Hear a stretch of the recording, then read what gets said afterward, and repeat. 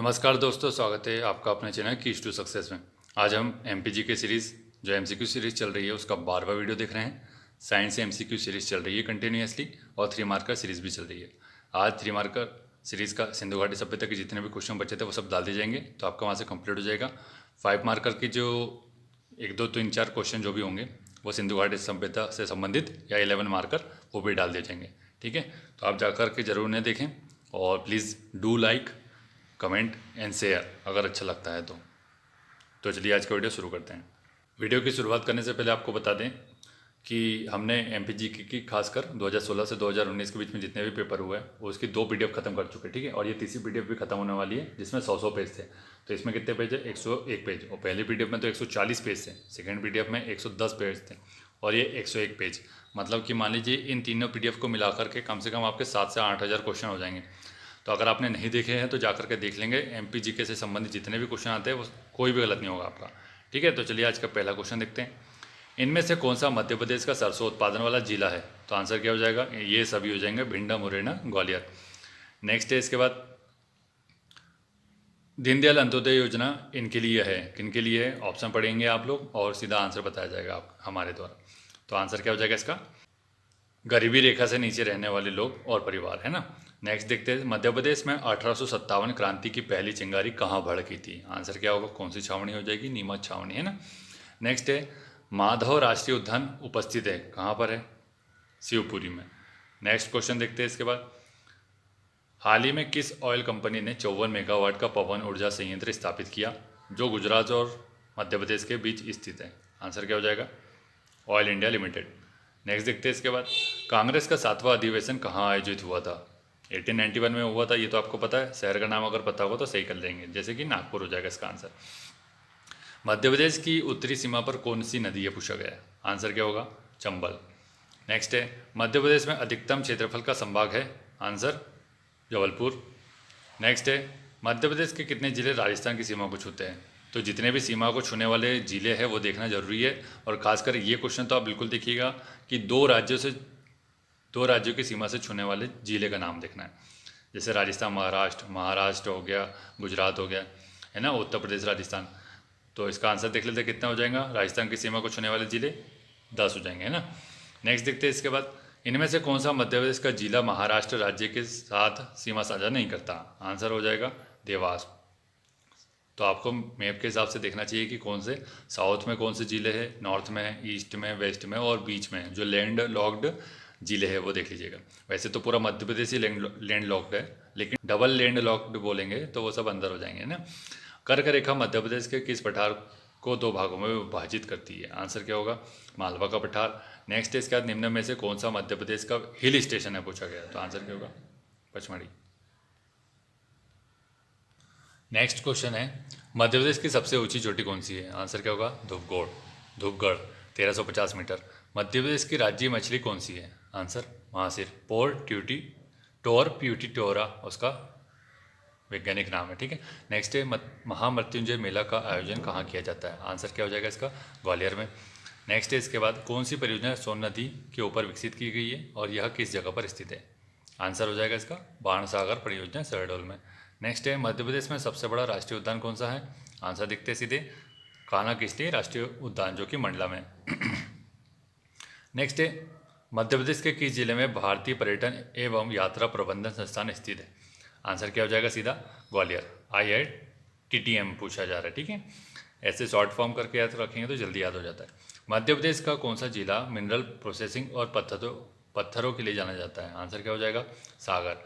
Next है, तवा नदी का उद्गम मध्य प्रदेश के किस जिले से होता है? आंसर क्या हो जाएगा इसका? बैतूल। नेक्स्ट है, ओरछा वन्य जीव अभ्यारण्य मध्य प्रदेश के किस जिले से स्थित है? क्या हो जाएगा? टीकमगढ़ में स्थित है। टीकमगढ़ नहीं होगा इसका आंसर, निवाड़ी हो जाएगा। ठीक है, क्योंकि नया नवीन जिला बन चुका है और ओरछा निवाड़ी में आता है। सिंध नदी मध्य प्रदेश के किस जिले से उद्गमित होती है? आंसर क्या होगा? विदिशा से। नेक्स्ट है, आपदा प्रबंधन संस्थान मध्य प्रदेश के किस जिले में स्थित है? आंसर भोपाल। मध्य प्रदेश में रानी दुर्गावती विश्वविद्यालय कहाँ स्थित है पूछा गया? आंसर हो जाएगा जबलपुर। नेक्स्ट है, महेश श्रीवास्तव निम्न में से किस गीत के लेखक है पूछा गया? तो आंसर क्या हो जाएगा? मध्य प्रदेश का राज्य गीत। नेक्स्ट है सरला ग्रेवाल मध्य प्रदेश की पहली खालिस्तान थी, क्या थी? सभी को पता होगा, ये तो महिला राज्यपाल थी। नेक्स्ट है इसके बाद, वह कौन सी नदी है जो मध्य प्रदेश की दक्षिणी सीमा को बनाती है? आंसर क्या होगा? ताप्ती। तो इसको आपको देखना चाहिए जाकर के मैप में कि कौन से जिलों से जाती है। बेतवा नदी का उद्गम स्थल क्या है? आंसर क्या हो जाएगा? विंध्य रेंज। हरदा से वो ताप्ती नदी जाती है नहीं जाती, आप कमेंट बॉक्स में कमेंट करके बताइएगा, ठीक है। महादेव पर्वत श्रृंखला सतपुड़ा पर्वत श्रृंखला का खालिस्तान विस्तार है। कौन सा विस्तार है? मतलब दिशा पुशियारी। तो कौन सा विस्तार है ये? पूर्वी विस्तार है, ठीक है। नेक्स्ट है इसके बाद देखते हैं मध्य प्रदेश के बुंदेलखंड क्षेत्र का लोक नृत्य कौन सा है? आंसर बधाई। नेक्स्ट है इसके बाद, भारतीय मानक समय रेखा निम्न में से किन भारतीय राज्यों से होकर के गुजरती है? इंडियन स्टैंडर्ड टाइम है, IST लाइन पूछी जा रही है। तो क्या हो जाएगा? सीधा आंसर देखते हैं इसका, उत्तर प्रदेश, मध्य प्रदेश, छत्तीसगढ़, उड़ीसा और आंध्र प्रदेश हो जाएगा, ठीक है। नेक्स्ट है, मध्य प्रदेश के किस जिले में भारतीय वन प्रबंधन संस्थान स्थित है? कहाँ पर है? भोपाल में है। 1982 में इसकी स्थापना हुई थी। नेक्स्ट है इसके बाद, छिपरा नदी मध्य प्रदेश के किस जिले से निकलती है पूछा गया? तो आंसर हो जाएगा इंदौर के काकड़ेबर्डी पहाड़ी से, ठीक है। नेक्स्ट है इसके बाद, रजत प्रपात भारत के किसी स्थान पर स्थित है पूछा गया? तो आंसर क्या हो जाएगा इसका? पचमढ़ी। तो पचमढ़ी से जितने भी जलप्रपात निकलते हैं सभी को आपको पता होना चाहिए, वहाँ पे कौन सा संगम है, वहाँ से कौन सी नदी जाती है ना। पांडव की गुफाएं कहाँ हैं? तो मोस्ट इंपॉर्टेंट फैक्ट यहाँ से पचमढ़ी से बनता है, तो आपको बिल्कुल पता होना चाहिए। नेक्स्ट है इसके बाद, नौरादही मध्य प्रदेश का सबसे बड़ा खालिस्तान है, क्या है? सभी को पता है, संग्रहालय है क्या? नहीं ना, वन्यजीव अभ्यारण्य है। तो उसका क्षेत्रफल भी पता होना चाहिए, खासकर जो सबसे बड़ा अभ्यारण्य है राष्ट्रीय उद्यान, उसका क्षेत्रफल पता होना चाहिए। जैसे 940 स्क्वायर किलोमीटर किसका है? कान्हा किसली का है ना। तो 1100 के अप्रॉक्सीमेटली 1100 के आसपास इसका है नौरादही का। तो आपको सबसे छोटा देखना चाहिए, जैसे फॉसिल राष्ट्रीय उद्यान है तो उसका सबसे छोटा है, तो कितना है उसका, है ना, मीटर्स में है।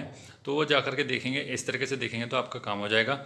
और आपको हमेशा ये कोशिश करनी है कि जो भी क्वेश्चन आपके सामने टकराता है तो उसके अंदर कुछ आपके हिसाब से क्वेश्चन बना के देखिए कि इसमें ये भी तो पूछा जा सकता है, वो भी पूछा जा सकता है। और अगर ऐसा कोई क्वेश्चन बन रहा है आपके दिमाग में और आपको उसका आंसर नहीं पता, तो आप तुरंत जा करके गूगल कीजिए या बुक खोल के देख लीजिए, तो आपको निश्चित तौर पर फ़ायदा होगा। आपका नॉलेज इसी बात से बनता है कि किसी टॉपिक को लेकर के आपके पास कितने क्वेश्चन फ्रेमिंग हो रही है और कितनों के आंसर पता है, तो इस हिसाब से आपका पेपर आसानी से निकल जाता है। तो आज का वीडियो यहीं समाप्त करते हैं, क्योंकि PDF हो गई समाप्त। इसके बाद एक और PDF बचती है, ठीक है, जिसमें कि आपका मान लीजिए 2016 से 2019 तक MPGK के जितने भी क्वेश्चन हैं सब कवर हो जाएंगे। तो इन क्वेश्चन को कवर होने के बाद आप निश्चित तौर पर ही बहुत कॉन्फिडेंस फील करेंगे, और जब भी आप एग्ज़ाम देने जाएंगे तो ऐसा कोई भी क्वेश्चन शायद ही होगा जो आपको नहीं बनेगा। तो आप लोगों के लिए बता दो कि अब कॉम्पिटिशन बहुत ज़्यादा बढ़ चुका है, तो आपको कोई भी स्टैंडर्ड बुक से पढ़ना चाहिए।